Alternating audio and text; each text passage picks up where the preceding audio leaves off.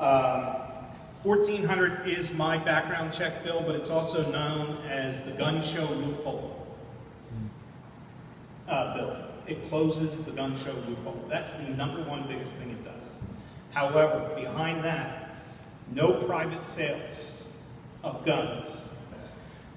All guns that are sold in Pennsylvania will require a background check once we get this legislation through. You heard it, May of 17.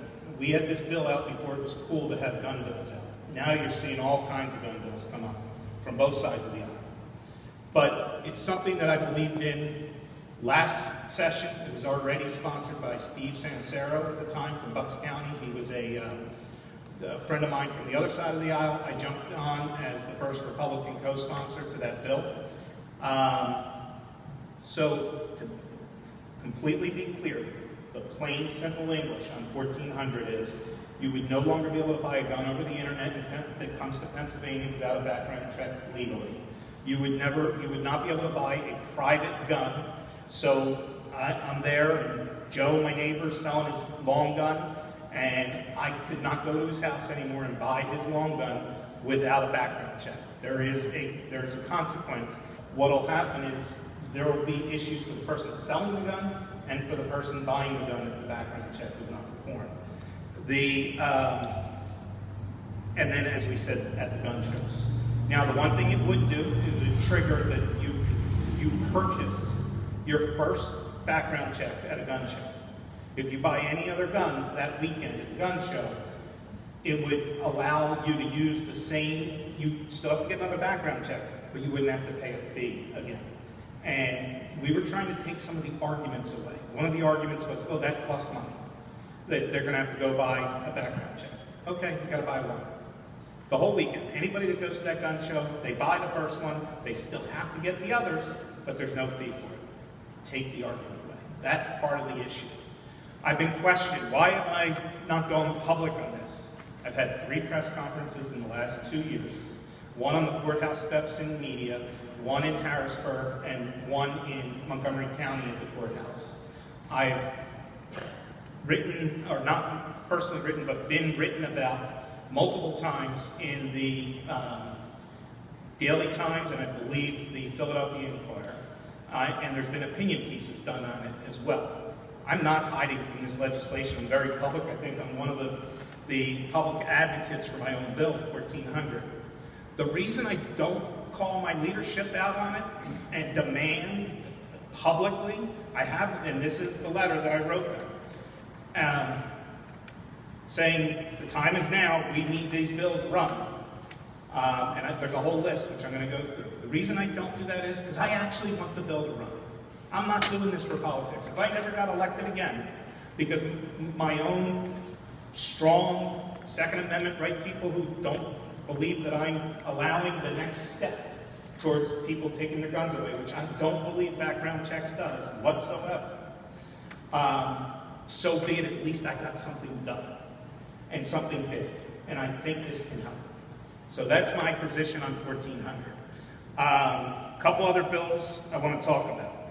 House Bill 2227, 2227. It's Todd Stevens. It's we call it the red flag legislation. All right, it's what we're hearing about now in schools. It's what Parkland, it's what we just heard about in Texas. There were red flags up for these kids. They put it out on their social media. They would talk, some of them talk about it with their friends. They've sent law enforcement to their homes.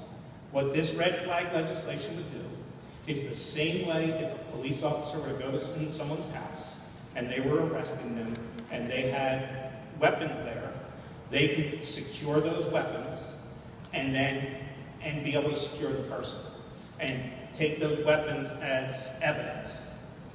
Now, the key to this legislation to make it constitutional is they will have due process and they'll have it immediately. They will get a hearing in front of a judge, and that judge is either going to rule, and the court has to take the action. So they're going to rule to either extend and put a PFA or a protective order against that person, or they're going to rule in favor, and then their guns would have to be returned. but it's that next step. It's putting it in front of a judge and allowing it to be decided. That's Todd Stevens' bill. House Bill 2060, Marguerite Quinn, or Senate Bill 501, Tom Killian. Tom Killian, another Delaware County. Back to 1400 real quick before I jump to their bills. Every single legislator in Delaware County, Republican and Democrat alike, are on 1400. And we have over 75 co-sponsors. I'm going to get into the timeline on the bills because they're all in the same spot. So I'm going to talk about them all at the same time.